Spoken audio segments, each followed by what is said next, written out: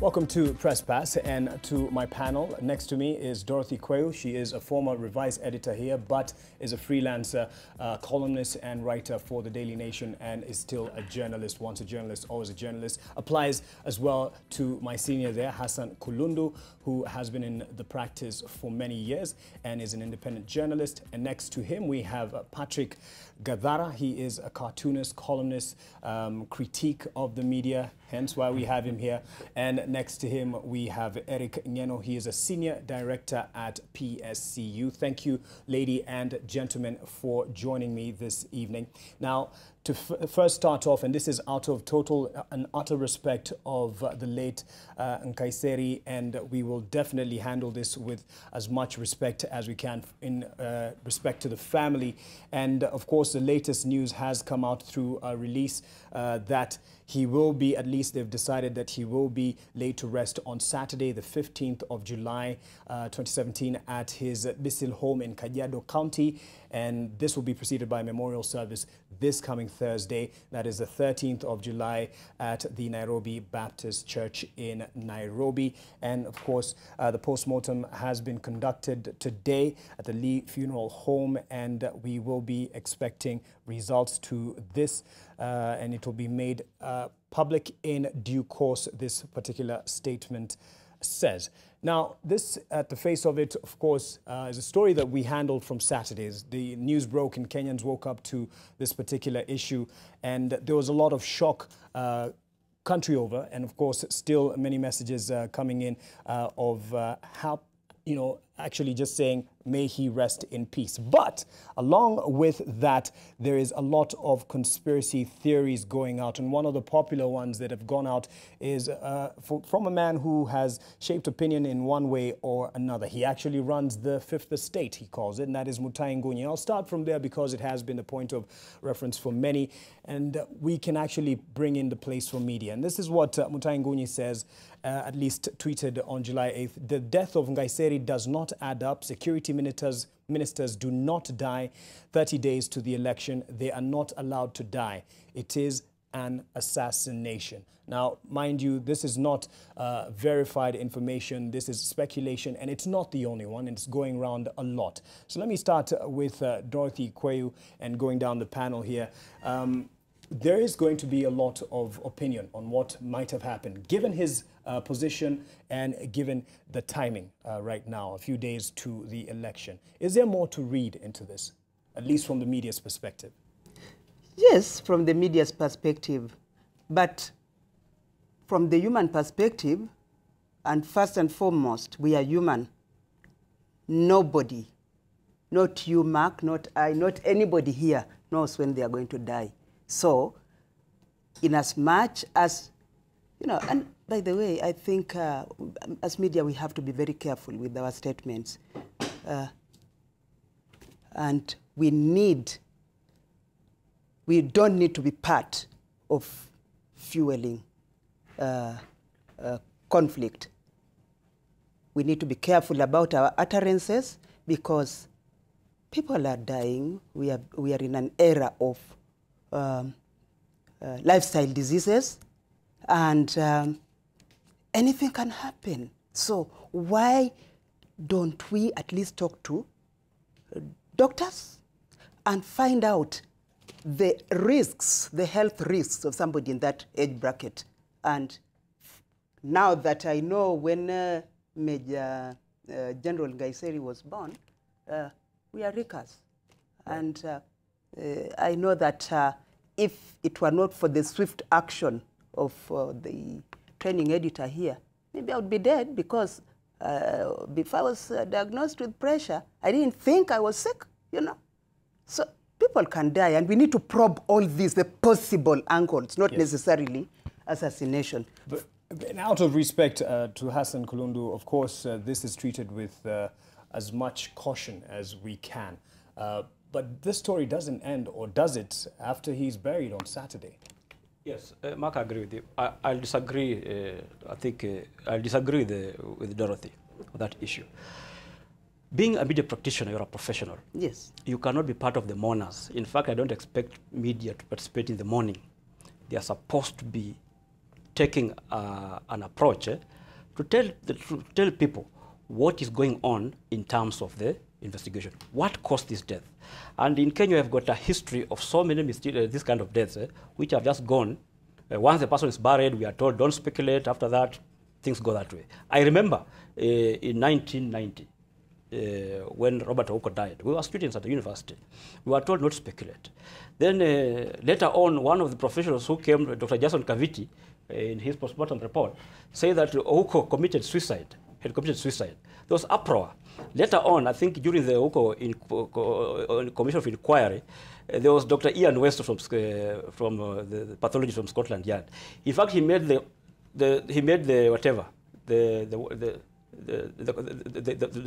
inquiry. He sent us into laughter, despite the weighty thing that we are discussing. And this is what Dr. Ian West said. Let us assume that Dr. Ouko committed suicide. Then we look at how the state of his body, because he had been shot, burned, his limbs broken. Now the question is, assuming that Dr. Ouko committed suicide, how could he have done it? Did he shoot himself first, set himself on fire, then break his legs? So the conclusion was that if Dr. Ouko committed suicide, then Ouko must have had more than 2 hands. So the question was, how many hands did Ouko have? People went into laughter. But it was a very critical issue, because there's no way anybody could accept that postmortem report by Dr. Jason Kaviti that Ouko had committed suicide. Now, in the Nkaissery issue, and coming especially 2 great leaders from the Ma community, and this is why the media cannot accept to be gagged and say that let us not discuss this issue. The media must. And as serious editor, if I was still on the news desk today, I would actually send out my people to find out. Right. Let's go back to the Saitoti case. There was an inquest. I think it was chaired by Honorable Justice Kalpana Rawal. Then very strange, interesting issues emerged in that inquest. And it was a pathologist report. Both the deputy Oduor and whatever said that in all the victims who died, there was a trace of some cherry pink color within their system, which is consistent with carbon monoxide poisoning. Now, all of us know that carbon monoxide is an odorless gas, but very dangerous. So it means that in that chopper, the pilots actually lost control of it because they were already unconscious because of carbon monoxide poisoning. And I remember, the moment we reached that point, the scientific inquiry just fizzled off and things ended because a new and very important issue had been introduced. Right. The media must begin from there. We cannot just allow Nkaissery to be buried the way Saitoti was buried. Even an inquest was called later. When serious issues are being raised, it dies that way. In this again, case, yes. In this just case, to clarify, let me rebut. In this case, do we even have a postmortem report yet? Because if we don't, then how do we go about it? Yes, and that's what's been done today. Yes, we know postmortem report come, but sometimes they also suspect. If you have been to court, you have seen lawyers cross-examining doctors. How could you have arrived at this conclusion? You remember the case of Julie Ward. There was a postmortem report made by an Egyptian doctor. Then Dr. Jason Kaviti altered that report to say that Julie Ward had been killed by sharp objects consistent with wild animals. But in the original report, the Egyptian pathologist whom the father had commissioned said that he had died of blunt force trauma. That was to do what? To remove human beings, a human being having been responsible for the Julie Ward case. And those are issues that the media followed, and we questioned those reports. The reason we're discussing this is a sensitive time. A month to the election, actually, less than a month right now. You saw what happened yesterday when Raila Odinga was admitted. He said he was dehydrated. They clarify that he's in good health. But you can't dispel or dismiss such theories. At least our place as media would be to confirm. And how far can we go? Well, I think the place of the media is to ascertain what is actually factual, what do we actually know. It should be the place we go for, not for speculation. But for inquiry, if there are valid questions to be asked, then they should be asked.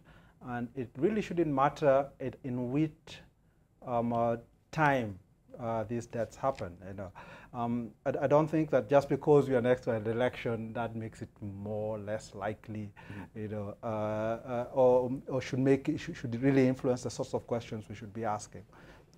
I think that for media, we have to sort of try and stick as much as possible to what we know to be fact and what we know to be valid questions that should be put forward.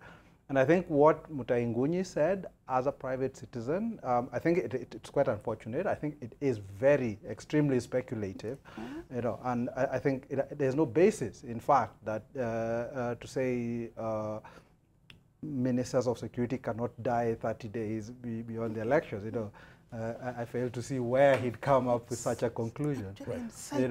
But that said, once we've got the facts from the postmortem, the issue shouldn't die there. I think there should be queries asked. Yes. Right. The final thing I will add is we've got to remember that Nkaissery is not the only person who died over the weekend. And we've got to ask about the inquest into the other deaths that are there. And more importantly, I would say the deaths that happened in Lamu, the 9 people who were supposedly beheaded by Al-Shabaab. And there should be questions asked there, about whatever failures might have happened that allowed that that event to occur. And there's an active operation now. Yeah, exactly. I mean, there is an active operation now, but it's been an active operation in Boni Forest for the last 2 years. Yes. So how come we're still having these deaths? So let's not prioritize the deaths of politicians as if they are of much more important than the deaths of But you'd understand why Nkaissery is headlining. I mean, I totally understand that. I mean, I understand it makes for good copy. I understand that for I mean, lots of people are invested in this in the same way they were invested in whether Raila Odinga is alive or not. But I think that in terms of us also admitting that the death of any citizen, is of just, I mean, should be of concern to the country, and especially in circumstances where we have deployed people to actually try and prevent it. We have put in resources to try and prevent it, and it doesn't seem to be working. All right. And I'm sure you're keen on this, especially when there's these theories that are going out, because it seems to tie up to he is a government official and there must have been something he was hiding. These are the theories that are coming out at this time. What is interesting, I mean, it's normal for human beings to at least ponder even for a moment what probable causes and so on and so forth. But the media's role here is not to come and accentuate or to catalyze our fear-mongering and rumor-mongering and speculation. It's not its role. Its role, when its speculative role competes or starts to undermine its informative role, then the media suffers. Its authority, it's like he said, the media should be the first people you go to and say, what's the latest on Nkaissery's demise? But now we have reached a point where we are joining all the dots that allow us to speculate and to make funny conclusions. And we are completely, actively, actually, deliberately omitting the dots that might allow us to see another point. Number two, there is some measure of safety and assurance in things like science and professionals doing their work. Right now, the investigations are ongoing. There is no evidence, and there's no reason for anyone to think that nobody is willing to find out the truth in this matter. But even before the postmortem results have come out, we already have our own conclusions. I think that's just indecent. Yes. More importantly, there is a family which is grieving. There is a nation that is known. I mean, Tom Mboya's death dented Kenya's social fabric in a way that has not been repaired for a very long time. And a lot of the motives and the causes and the who done it about Tom Mboya have remained up in the air about speculation. But there are people who will tell you that as a matter of gospel truth, we know who killed Mboya for this particular reason.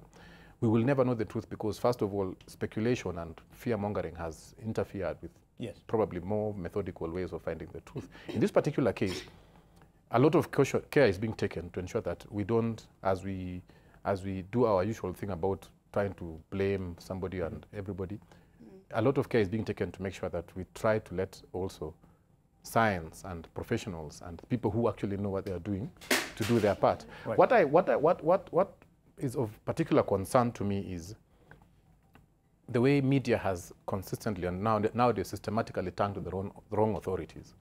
If it's reporting on a case, the journalist covering that matter probably has no history of covering court cases or even writing about judicial matters or even any reference to a lawyer. Now we're talking about Honorable Nkaissery's death. And there is a lawyer, a doctor. There's a lady called Dr. Mercy Korir who took trouble to come and educate herself to become a journalist so that she can cover medical issues. What interested me was that after like 3 pages, full pages of covering Nkaissery's death with speculation and so on and so forth, her article was a small paragraph at the bottom of some page. I don't even think many people saw it. And she was basically saying at this point in time, we really can't rule out very many things, including cardiac arrest. We can't say that because this man used to run and he was healthy, that a cardiac arrest can't happen because the heart is comprised of muscles which can build up in a certain way that can. I mean, she gave a whole explanation on why it is very unwise in the first instance to start speculating right now, even before we know. And I think that the fact that that narrative was pushed out of the frame in favor of completely unqualified fear-mongering, it says something about what the media really are interested in. But credit due, as we conclude on this matter. Yeah, I think we've got to be careful that there's a history to this, as my 2 colleagues have alluded to, going all the way back to the founding of, to our independence days and the deaths that happened there that were unresolved, so that it's not the case that we should simply be taking what government or officialdom will tell us as gospel truth, that we've got to be willing to query. Yes. Now, that's not meaning that we should give vein to any sorts of speculation that we may have. I think it's got to be evidence-based, but it's also got to be based on our understanding and our ability to go through the reports that we are given and to ask the relevant questions where we think gaps exist. Okay. And not to be afraid to do that because we think it might, be somehow disrespectful to the family or not. No, I think these are important national issues that need to be. And let's make it brief. We need to close this particular issue. Okay, I appreciate the need of being sensitive. That one I appreciate very much. But you see, we are in a profession that we are, as journalists, like lawyers, we are trained to be skeptical, first of all. If you are never skeptical, you should never be a journalist. But the burden of proof is also on us. Yes, which is okay, asking questions. And I remember one of my colleagues have talked about throwing the word evidence. One of my best lecturers, Professor Albert Muma, says that in evidence, every document is potentially a forgery. Every witness is potentially a liar. And every jury is potentially biased. That's why you begin from. And you see, and in a situation of talking of speculation, when you are cross-examining, the way we are cross-examining what we have, you are allowed to throw speculative questions in order to get the truth.